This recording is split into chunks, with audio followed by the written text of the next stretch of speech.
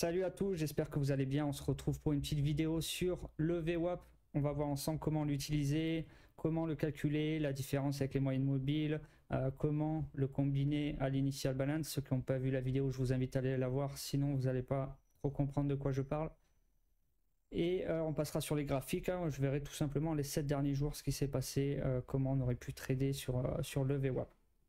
Voilà, donc n'hésitez pas à vous abonner, à liker, à me dire ce que vous en pensez dans les commentaires et on se retrouve de suite après une petite introduction.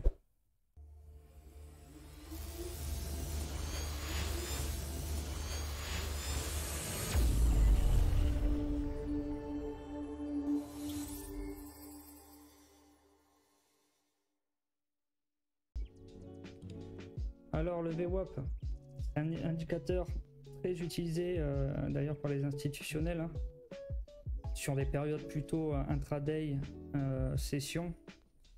On va pas tellement utiliser on va moins utiliser, mais ça se fait, hein, moi ça m'arrive de l'utiliser sur la semaine, sur le mois ou l'année. C'est surtout un indicateur d'intraday, donc ok. Et donc c'est un indicateur qui prend en compte, qui va vous faire une moyenne du prix, donc on va appeler ça un peu le juste prix, en prenant en compte chaque niveau de prix au cours de la période donnée et chaque nombre de transactions échangées à ces niveaux de prix. Ok, donc il prend en compte en plus le volume, contrairement à la moyenne mobile, et je vous expliquerai mieux d'ailleurs la différence après. Donc il est composé de quoi? Là vous pouvez voir l'image. En jaune on a quoi? On a la VWAP, donc la bande centrale, et il est composé de 3 standard deviations, positive ou négative, pas toujours utilisé, hein. Il y en a qui utilisent juste la bande centrale. Ce qui peut être intéressant, je trouve, c'est par exemple de mettre la VWAP complète sur la session journée, sur la journée, et sur la session, si vous tradez la session US par exemple, vous mettez en deuxième indicateur, vous mettez une autre VWAP mais seulement avec la bande du milieu. Ok. Alors ensuite, le calcul n'est pas compliqué, hein. On prend là sur un carnet d'ordre par exemple, on prend chaque niveau de prix, chaque ligne, on multiplie le prix par le volume, on fait ça sur chaque ligne, on additionne toutes ces lignes, on prend le résultat obtenu et on le divise par le volume total ici. Voilà, comme ça vous donne une idée de comment c'est calculé. Utilisation, donc liquidité, il va être vachement utilisé par les institutionnels pour trouver le niveau de prix où il y a le plus de liquidité, le plus liquide. Ok.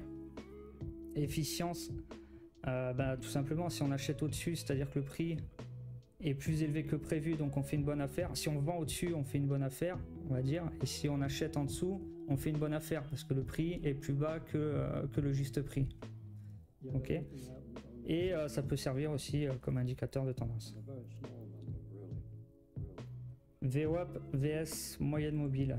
Alors, donc comme expliqué, le VWAP il a une dimension en plus, c'est le volume. Par exemple, si d'une échelle on a de 1 à 10, ce sont les niveaux de prix, la moyenne mobile va vous dire 5, c'est le prix moyen. Ok.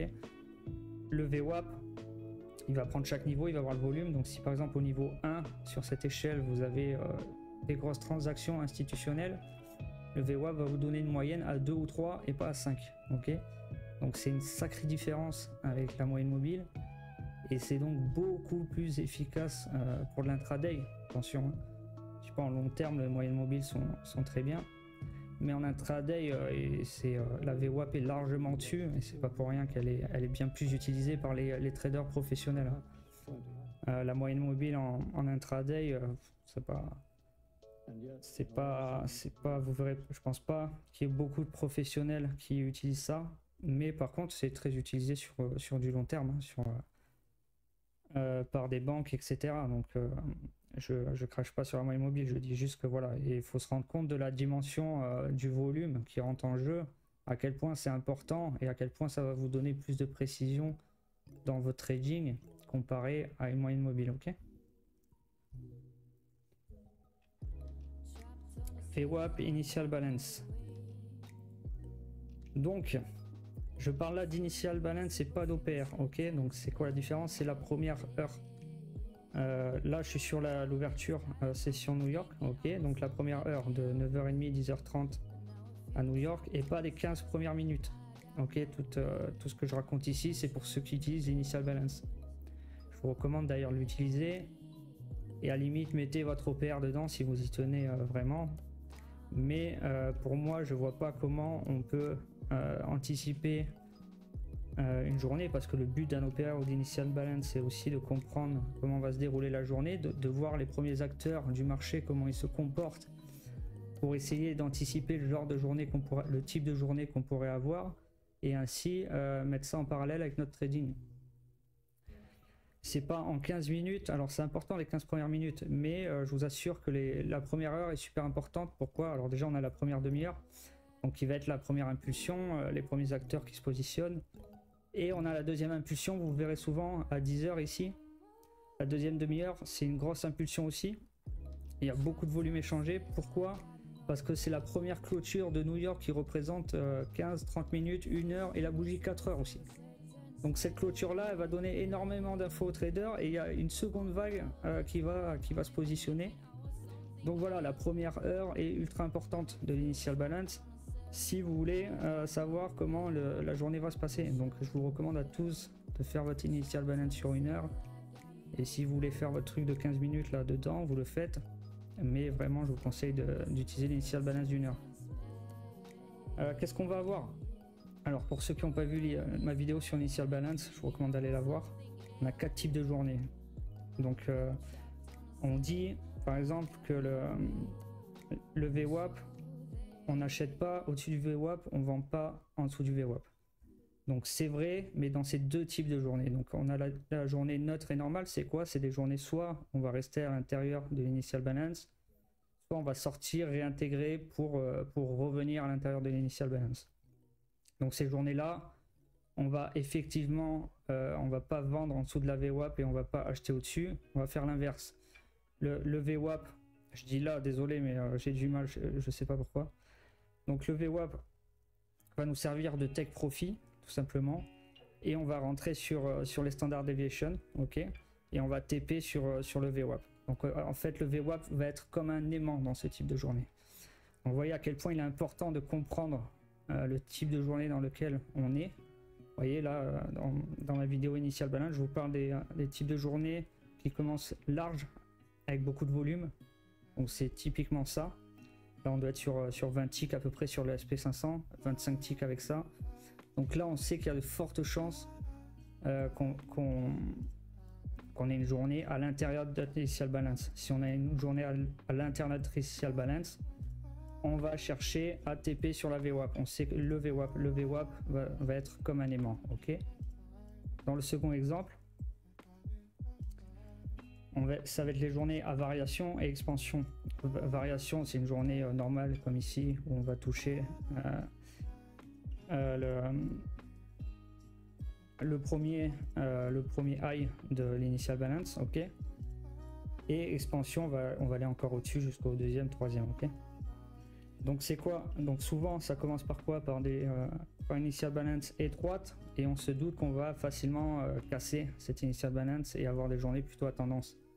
Ici, voilà, la théorie, le proverbe de dire qu'on n'achète pas au-dessus de l'initial balance, il marche pas, parce que souvent, si vous regardez vos graphiques, on le verra après, hein, je vais aller sur les graphiques après, on verra que l'initial balance, des fois on va pas du tout revenir dans les standard deviation 1, ok, et on va faire des allers-retours entre les autres standard deviation, ou si on revient, on peut avoir un trade super intéressant sur un pullback VWAP et à prendre en longue, ok. Donc voilà l'importance de l'initial balance, de vous dire une fois l'initial balance dans quel type de journée vous voulez vous positionner, au moins une des deux catégories, parce qu'on va être plus dans une journée à tendance ou à range tout simplement. Et à partir de ce moment-là, une fois que vous êtes fixé, vous savez comment vous pouvez trader le VWAP.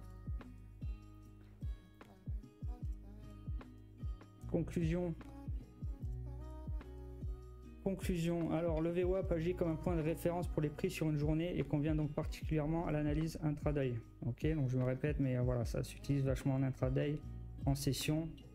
Moi je l'ai essayé l'autre fois aussi, mais j'ai pas assez de recul, de data pour vous donner plus d'infos, mais j'avais eu des bons retours. Hein. J'avais vu un joli rebond sur une VWAP mensuelle. Un VWAP mensuel. Donc je pense que c'est intéressant aussi.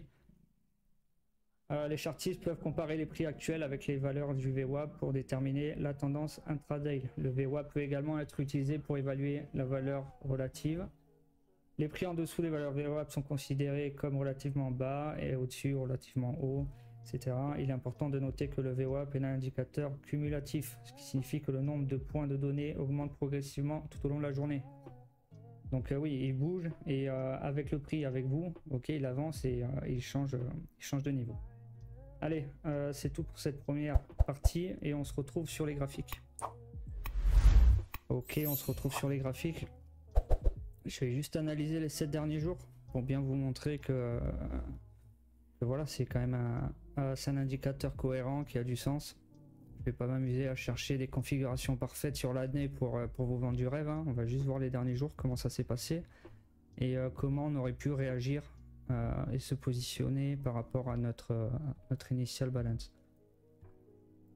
Donc ici en bleu, vous avez l'initial balance de l'Open de New York. On est sur le micro SP500. Donc on voit ici, alors pour moi une initial balance large c'est au-dessus de 20 ticks et en dessous je considère que ça devient étroit. Donc plus on s'éloigne des 20 et plus on est large. Et pareil pour les initial balance étroites. Donc qu'est-ce que je vous ai dit? Je vous ai dit une initial balance large. On va avoir tendance à trader, à avoir un prix qui ne sort pas de cette initial balance. Donc on va vouloir TP, take profit sur le VWAP. Le VWAP va réagir comme un aimant. Donc on voit là, dès qu'on sort l'initial balance, déjà on revient une fois sur le VWAP. On repart et on revient sur le VWAP. Ici on quitte encore le VWAP, on revient une autre fois, ici aussi. Vous voyez toute cette partie très aimantée. La seconde partie de la journée est beaucoup moins intéressante. Vous voyez, on n'a pas de volume, il n'y a pas d'action. Nous, ce qui nous intéresse, c'est du volume. Donc ce qui se passe derrière l'initial balance, c'est là que ça m'intéresse réellement de trader. Et l'après-midi, souvent, c'est un peu plus calme. Donc voilà pour le premier exemple. On revient un jour en avant. Ici, on est 88 à 69. On est initial balance normal, un peu légèrement étroite, donc un peu difficile celui-là à trader, mais toujours pareil. Ouais, initial balance, hein. Vous voyez, on part fort, on s'éloigne vite de la VWAP et on revient VWAP sortie à la sortie de l'initial balance. Donc ici, si on est étroit, on va plus chercher un backup VWAP pour une journée à tendance. On voit en plus que là on est déjà parti, donc on reste dans la tendance, on tente un backup VWAP pour prendre une position longue. Et on aurait pu prendre un short ici aussi TP VWAP, mais si on en tient la théorie dont on a parlé sur les initial balance étroites, on va donc chercher à longue ici. Ok, on va rester dans la tendance. On a la chance, on a un backup VWAP, ça c'est une super opportunité. Sinon souvent, vous voyez, comme je vous dis, dans les journées comme ça, à tendance, on va faire des allers-retours sur les standard deviation. Ensuite, ici, donc on a quoi? Là, on doit être sur du E3, 97, 80, ouais, on est à 17 ticks, donc journée étroite, breakout facile, donc on se doute d'un breakout facile de l'initial balance. Ok, donc comment on joue le VWAP? Ben, soit un retour, un backup qu'on n'aura pas, soit on essaye de rentrer sur la standard deviation 1. D'ailleurs pour les réglages, hein, je vous ai pas montré, mais je suis en hop. Voilà, je suis comme ça, standard deviation 1 à 1, 1,5 et 2. Donc vous voyez, aller-retour là entre les deux standard deviation.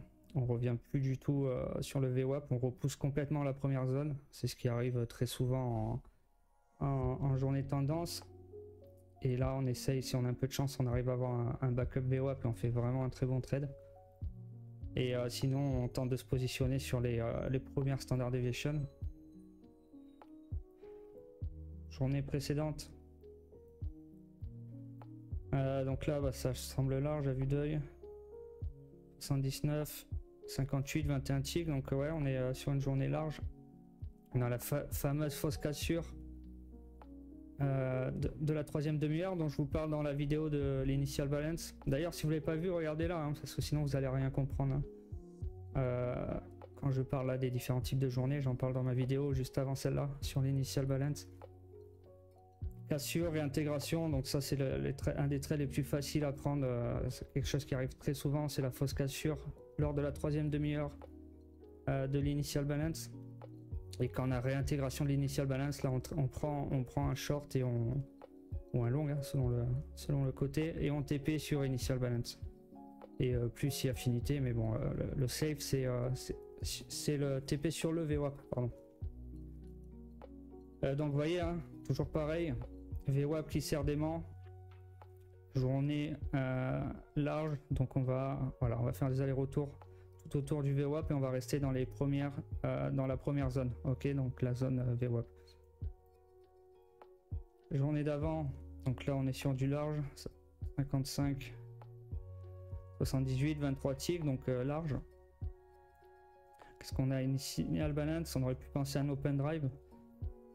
Donc une journée à tendance indirecte, mais on a quand même, on voit quand même que ça part, il y a beaucoup de volume, il y a beaucoup de transactions, il y a une forte volatilité, donc c'est, on voit des traders très agressifs durant la première heure, donc derrière ça se calme, ça retourne sur le VWAP, ok. À partir du moment où on rebondit là, on peut prendre le breakout de la standard deviation ici, on voit que ça s'est calmé, on voit que les volumes se calment. Donc on peut se douter que voilà, ils ont tout donné durant la première heure et que là on va juste venir récupérer le juste prix, ok. Et toujours pareil, hein, aimant, le VWAP qui sert d'aimant. Ensuite, je crois que c'est la dernière journée. Alors initial balance ici, on est sur, ça a l'air étroit, 82, 62, on est sur 20 piles, bon, voilà, c'est compliqué. Mais bon, qu'est-ce qu'on voit? Donc voilà, hein, bah, ça revient sur le VWAP et derrière on casse initial balance. À partir de ce moment-là, on peut se dire qu'on part sur la tendance. À partir du moment où on est sorti de cette zone et on essaye de rentrer sur ces zones, c'est un peu compliqué là. De rentrer, ça part fort. Il n'y a pas vraiment de très bon retour. Soit on prend là, on a la fausse cassure, intégration, breakout. Donc ici ça peut être intéressant de rentrer. Moi j'aime bien toujours ces deuxièmes entrées, soit c'est les deuxièmes breakout. J'attends toujours, je reste observateur sur le premier parce qu'il y a souvent les fausses cassures. Et voilà, statistiquement on a plus de chances d'avoir un bon trade si on attend un deuxième breakout que rentrer comme un fou sur le premier, et tant pis hein, si ça part pour de vrai, on trouvera d'autres opportunités. Et c'est tout. Donc voilà, alors c'est pas suffisant de combiner juste ça, mais c'est déjà pas mal, honnêtement. Initial balance, VWAP, c'est bien d'avoir un peu de volume profile, TPO. Après, ça dépend, je sais pas comment vous tradez vos stratégies, mais vous pouvez combiner ça à votre stratégie. Vous verrez déjà que vos trades auront beaucoup plus de sens. Vous savez quand vous voulez rentrer, à quelle heure, quelle zone vous intéresse, ce que vous voulez voir. Donc c'est ce que j'appelle voilà, trader avec du sens et pas avoir des opportunités toutes les 5 secondes. Et voilà, donc la prochaine vidéo, alors je vous ai pas parlé là, il y a un petit tip sur le VWAP. J'en parlerai dans la prochaine vidéo parce que c'est une vidéo stratégie de trading. Et voilà, j'ai fait exprès de pas en parler là pour vous garder le suspense pour la prochaine vidéo. Voilà messieurs dames, c'est tout. J'espère que cette vidéo vous a plu. N'hésitez pas à me dire ce que vous en pensez dans les commentaires, à liker, à vous abonner, etc. On se retrouve la semaine prochaine. Je pense que toutes les vidéos vont sortir le mercredi maintenant, tout simplement. La vidéo formation, il y en aura une par semaine là pendant 6 mois. On verra ce qu'on fait, si je continue ou pas. Et des live Twitch aussi, alors n'hésitez pas à vous abonner, hein. Je suis bientôt sur Twitch en janvier. Je traderai la session US, je traderai cette zone là, de toute façon la sortie d'initial balance. On va voir, hein, on verra ce que ça donne. Si je vais me faire liquider en direct ou pas. Et donc voilà, je vous mets tous les liens dans la description. Allez, bonne semaine à tous et à toutes et à très bientôt.